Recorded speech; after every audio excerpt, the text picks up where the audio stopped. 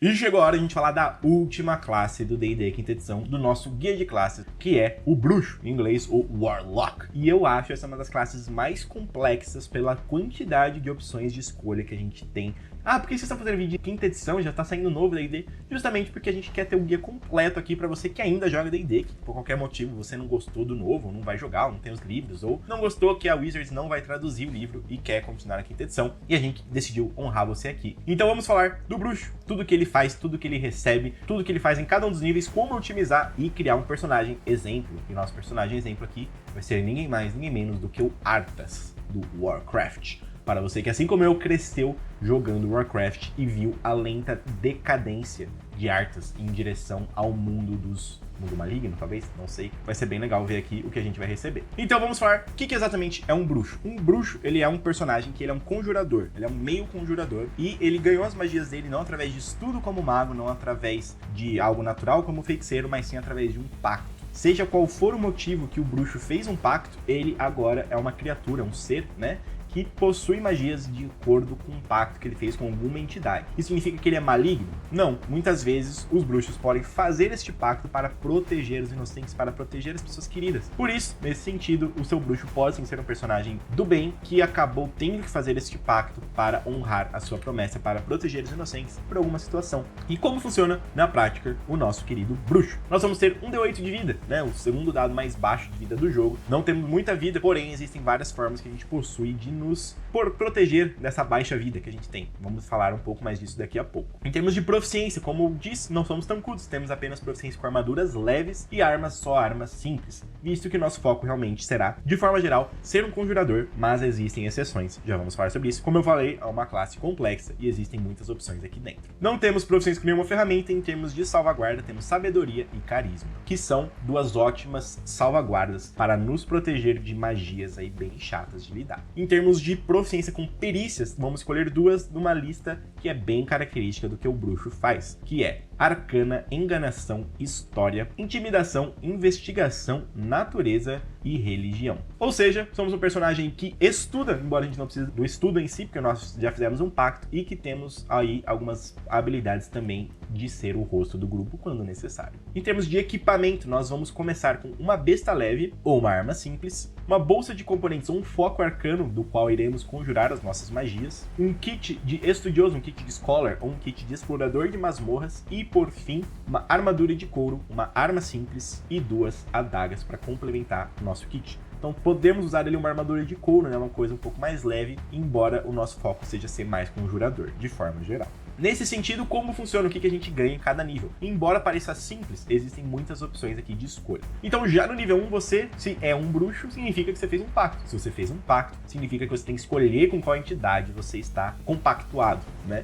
E esta entidade vai ter várias opções, são as subclasses do bruxo, a gente já vai falar um pouco mais sobre elas. Mas além disso, você tem acesso a magias de pacto, e elas funcionam de uma forma diferente da magia comum, por isso eu falei que é uma classe complexa. As magias comuns ali do mago, do feiticeiro, talvez você entenda, você tem um espaço de magia, você escolhe qual utilizar e por assim vai. Mas a magia de pacto não. De acordo com esta tabelite aqui, você vai ter acesso a um nível apenas de magia. Você só conjura magias naquele nível. Conforme você sobe de nível, você vai conjurando a magia em níveis mais altos. Então você não tem a opção de conjurar em níveis menores. Você sempre vai gastar aqueles espaços de magia. Além disso, você tem poucos espaços de magia. Você vai perceber que você tem 2, 3 espaços de magia. Porém, você recupera esses espaços com descanso curto. E isso que é tão interessante do bruxo. Muito embora o pão com manteiga ali do bruxo sejam os truques e as magias que ele passa a ter acesso a conjurar sem gastar espaço de magia, de acordo com os pactos que ele faz. No nível 2, você vai ter acesso a algo bem interessante do bruxo, que é a invocação mística. Então, através deste pacto, você vai ter algo bem específico seu, e você vai ganhando mais invocações místicas, de acordo com a tabela do bruxo, conforme você vai subindo de nível. E essas invocações existem várias, e algumas têm pré-requisitos, outras não, mas de forma geral, você vai ganhar habilidades únicas, como enxergar no escuro, poder conjurar armadura arcana sem gastar espaço de magia, poder conjurar vida falsa, ganhando pontos de vida temporário sem gastar espaço de magia, e muitas outras opções bem legais, especialmente as de níveis mais altos. Ou seja, essas invocações, elas são o que tornam o bruxo talvez um dos personagens mais versáteis aí do D&D. No nível 3, você vai ter que fazer uma escolha. Dentro deste pacto, aqui é onde você vai escolher mais do seu foco. existem 4 opções para você escolher e estas escolhas são um benefício que você recebe do pacto. As opções são o Pacto da Lâmina, o Pacto da Corrente, o Pacto do Tomo e o Pacto do Talismã. Cada um deles age em prol de um benefício diferente. Então o Lâmina vai te tornar um bruxo corpo a corpo, enquanto o Tomo vai te tornar um conjurador aprimorado, Talismã vai permitir que você seja um pouco mais tanque e da Corrente vai permitir que você tenha um familiar, e este familiar ele é bem único, você tem umas opções bem únicas aí para sua opção de personagem, como por exemplo um pseudo-dragão, bem legal, né? Além disso, você vai ter melhorias de atributo nos níveis 4, 8, 12, 16 e 19, e você vai ficar muitos níveis ganhando apenas questões de subclasse e de magias melhores. Então no nível 11, 13, 15 e 17, você vai ter acesso a magias de 6º, 7º,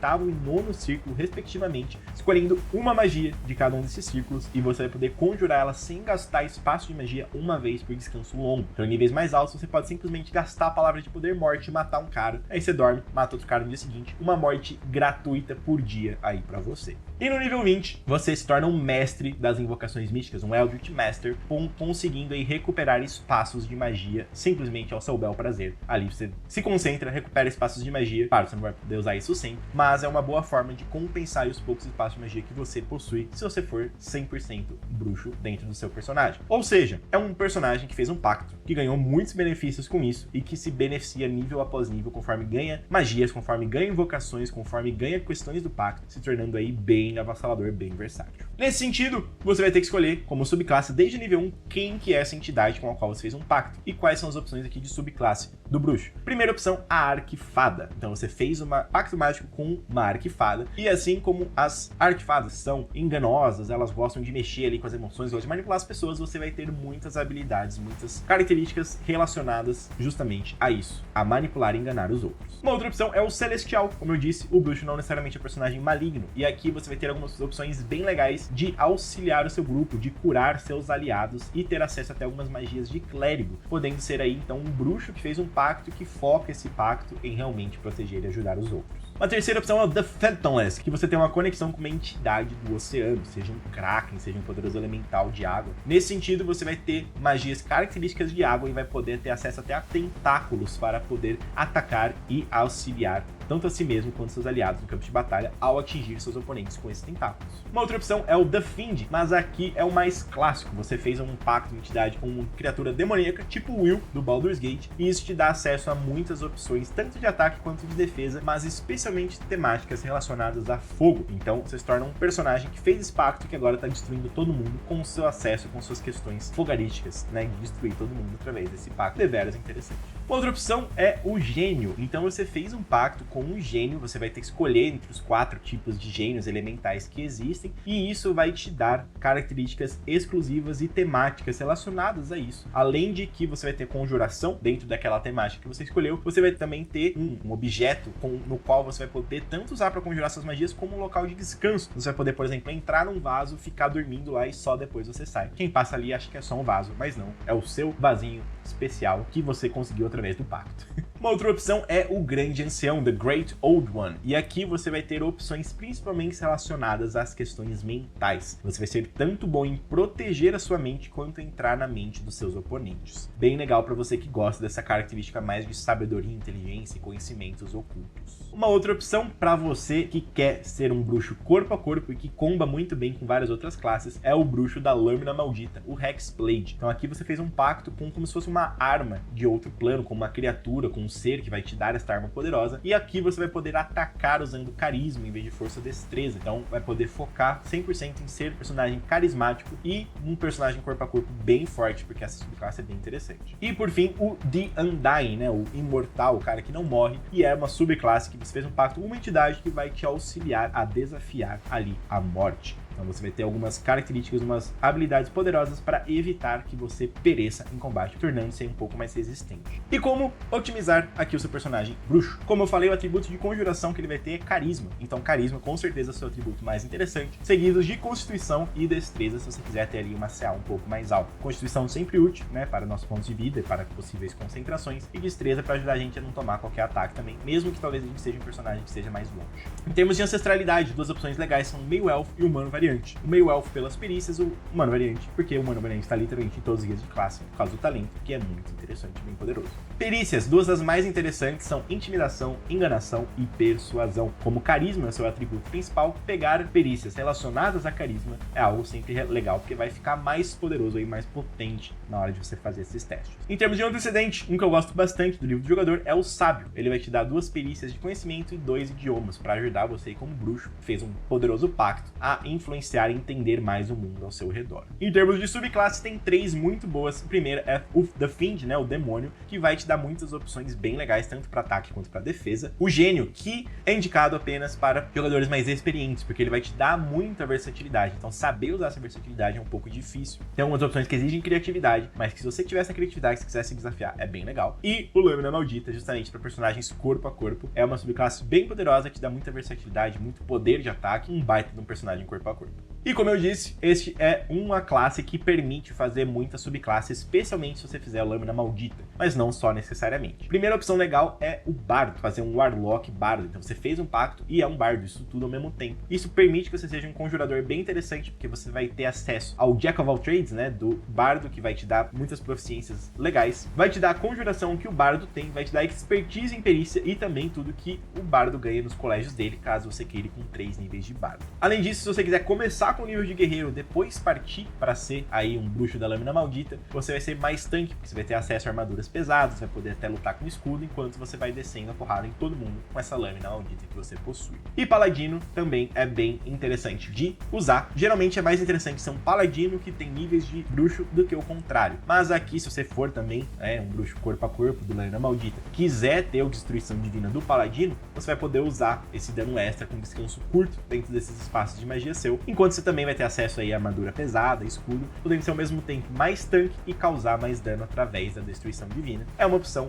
possível e viável. Então, vamos falar como eu montaria o Arthas do Warcraft. Tem muita gente que acha que ele é só um paladino que quebrou o juramento e seguiu nesse rumo, mas eu acho que toda a temática de gelo dele torna interessante pra caramba a gente trazer meio a meio, fazer 3 níveis de paladino que quebrou o juramento, 3 níveis de bruxo. Então vamos mostrar como ficou essa ficha. Aqui, como eu disse, paladino quebrou o juramento 3, bruxo Lâmina Maldita 3, antecedente de soldado e um humano variante. Como eu montei a ficha aqui, coloquei 16 pontos de carisma, 14 de constituição, 13 de força e aqui 12 de sabedoria, 10 de inteligência, 8 de destreza. Na teoria a gente não precisa de força, mas o Arthas, ele é um soldado que era muito, ele gigantesco, cara, era um armário. Então a gente precisa ter uma força minimamente alta aqui, tá? Temos salvaguardas de sabedoria e carisma como padrão. Em termos de perícia, coloquei atletismo, intimidação, percepção e persuasão. Sabemos que o Arthas mete o louco, sabe intimidar todo mundo. Classe de armadura, por que é 20? Porque aqui nós temos uma armadura de placas e eu coloquei também um escudo pra gente, justamente porque a gente começou como paladino, então nossa CA é bem alta, pontos de vida bem alto também, 54, e aqui temos 3d10 e 3d8 de dados de vida, 3 do paladino, 3 do bruxo. Nossa arma é a arma do pacto, justamente porque a gente é o Lâmina Maldita, e temos aqui a destruição divina pra gente usar como a gente quiser. Então, em termos de talento, temos o mestre com arma de 2 mãos do humano variante, se a gente quiser largar o escudo e meter o louco, e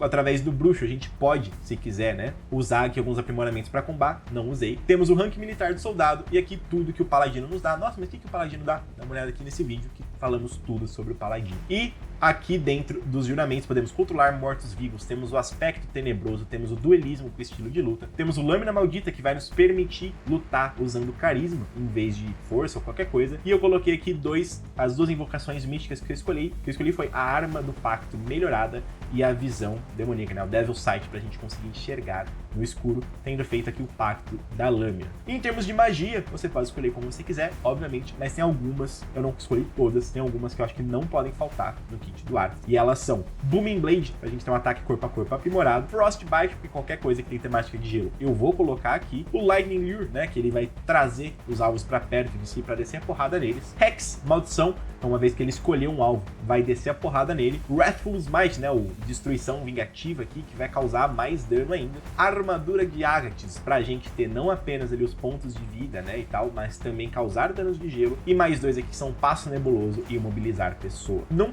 lembro, assumo se o Arthas usa Passo Nebuloso, mas é algo que eu gosto muito de ter no kit do bruxo, no caso dele, pra se aproximar de um alvo que tá fugindo, porque fugir eu acho que nunca vai ser uma opção. pro Arthur. O que achou dessa ficha? Achou interessante? Mudaria alguma coisa? Comenta aqui se você mudaria qualquer coisa nela. E assim a gente finaliza o nosso guia, não apenas do bruxo, mas nosso guia de classes do D&D. Então agora temos todas as classes aqui, todos os guias, não apenas no nosso blog, mas também no YouTube. Então se você quer conhecer as outras classes, você tá pensando em montar seu personagem, dá uma olhada aqui nos guias de classe do D&D que a gente montou. Foi muito legal trazer, e se você quer que a gente traga também as novas classes do novo D&D, comenta aqui embaixo, eu quero as novas classes, eu quero as questões novas do D&D pra gente trazer pra vocês também. Fechou? Tamo junto, gratidão e até a próxima. Tchau, tchau.